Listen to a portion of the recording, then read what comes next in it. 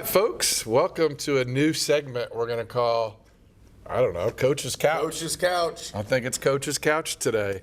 It's post week one. We're going into week two with Highland, another Bulldog team. We've got Coach Adkins with us. We got Chad Collins. I'm Dan Waldinger. Cletus is behind the camera for this special segment. We're going to try to do this every week. Make sure you tune in. It's a little bit different. It's not part of Bulldog TV. We're establishing something a little different where we're going to hopefully bounce around town with Coach each week and do it from some live locations as well. But let's get right into it. Coach's Couch. We got Coach Adkins here, of course. Chad, why don't you lead us with a couple questions? I'm going to throw the mic to you. Oh, I appreciate that, Dan. Coach, congrats on week one. Big win here in the doghouse, so to speak. All kinds of records being broken. What did that mean for the team to come out with a win? And what does it do to players like Trey Peters? And I'm not picking on him specific. I guess I am, really. No, yeah, as you should. Shire, setting all those kinds of records. Mentally, what does that do going into week two? Yeah, I think no doubt about it, it breeds confidence, not only in those two, but certainly our entire team. I told them at the end of the game on Friday, it is very hard to win football games. It's continuously hard the further you go into the season and on to your next week and your next opponent. You start to develop that bullseye on your back, and teams are going to give you their best effort.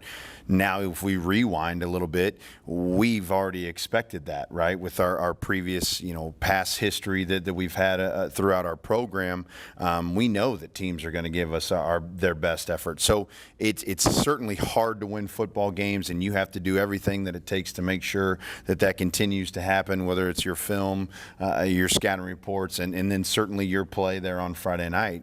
And speaking of play on Friday night, as you mentioned, there's no question, Trey and Lucas both put their name in the record books, not only Muhammad Seymour record books, but then the IHSA record books as well, in all their respective categories, Trey for receiving, and then Lucas for passing. But again, we talked about on Monday, those two will be the first one to tell you or our team or anybody that they couldn't have done it alone. And again, we highlighted on Monday after school the importance and just how amazing it was that we gave up 0 sacks in the game.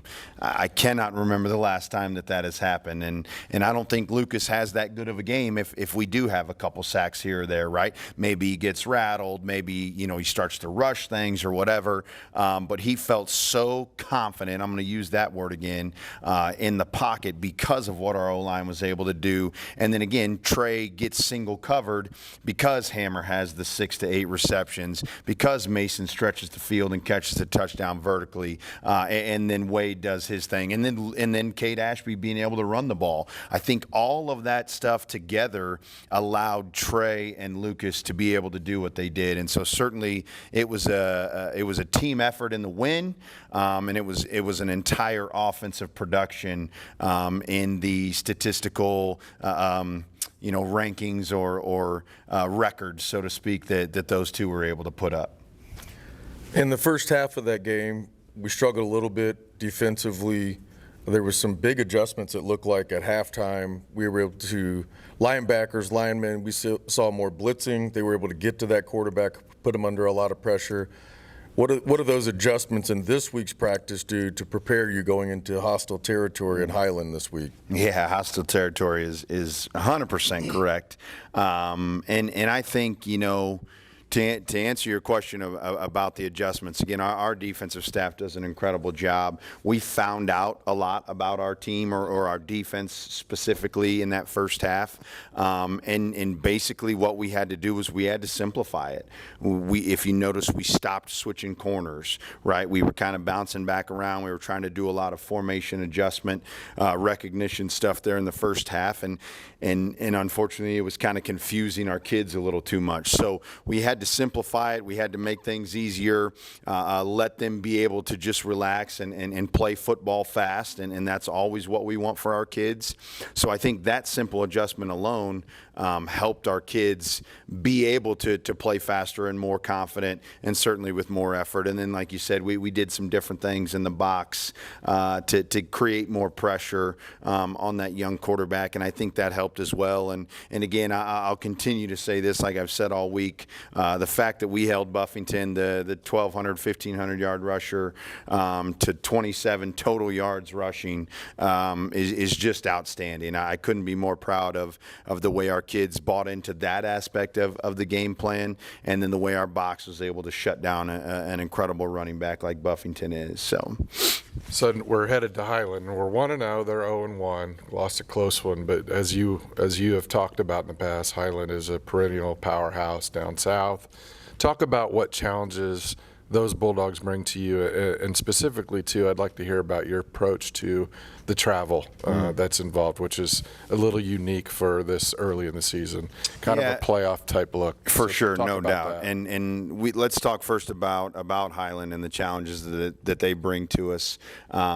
Again, they are very versatile offensively. You know, they got a quarterback who's incredibly dynamic. I think last year he rushed for 800-900 yards as a sophomore, and then certainly put up 1,500-1,600 yards passing. Don't let their record of 0-1 fool you.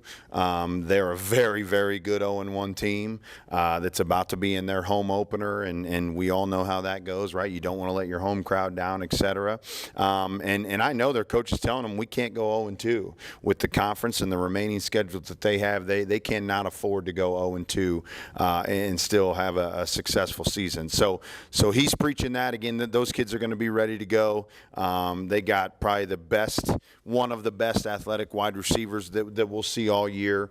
They got a really good dynamic running back as well, and then they're really big and strong and physical up front. Now we flip to the other side of the ball. Coach Warnke has been quoted in the paper as saying that this is the best defense that he's had in his 16 years of being a head coach. So that speaks a lot. I've coached against coach down there when I was in Jerseyville for 2 years, and he's had some really good teams and some really good defenses. So for him to make a statement saying that this is the best defense he's ever had, I think speaks volumes for just how good they are on that side of the ball. Hostile environment, like we mentioned earlier, there's no doubt. As far as the bus ride is concerned, I told our kids on Monday, you know, we've kind of already been through this, as crazy as this sounds, but to take a 2.5 hour bus ride where you're sitting down for 2.5 hours and then flip the switch to play a game. We just did that last Friday. We sat in the field house for 2.5 hours of a rain delay, and then had to flip the switch and go out and play a late evening game. So I feel like in that respects, you know, we've done this once before. And again, with our senior leadership that we have, we saw our kids are able to flip the switch and turn it on when it's go time, and understand what that lead up and that process looks like. And we weren't jacking around and running around and getting tired out and all that. And I know that's how our bus ride is going to be too. We're going to be focused. We're going to be ready to go. We're going to get a little snack in us and get mentally prepared for this game. We are actually going to stop halfway through, get them off the bus, stretch their legs a little bit, do a little mental walkthrough, just again as part of that focus idea, get them back on the bus and finish that trip. And then when we get there, we'll go through the rest of our normal pregame stuff. So I've already prepared them for what we're going to see on Friday night, as far as some of the things that the hostile environment might bring to us. And so I think our kids are well prepared, and they understand what our theme of the week is and why it's our theme of the week. So overall, I'm really excited for this opportunity. Like you mentioned, if nothing else, it's an opportunity, another step to try and prepare our kids for maybe what that week 10 and beyond looks like. Yeah, for sure. So we're here on Thursday. We'll post this before the game. Cletus is going to work on that, Coach. But we're excited about this new segment. We're going to move around town a little bit, we think, and do some creative things with this. Coach, good luck tomorrow night.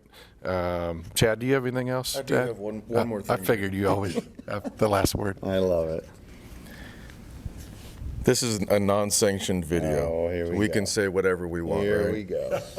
This is your opportunity to ask Dan any question you want. Oh, boy.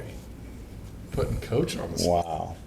Well, this is your guy. I mean, you guys are the interviewers. I want to know. I want to know what Dan thinks the record of the Chicago Bears are going to be this year. I want to know how confident Dan is in this team, or maybe lack thereof.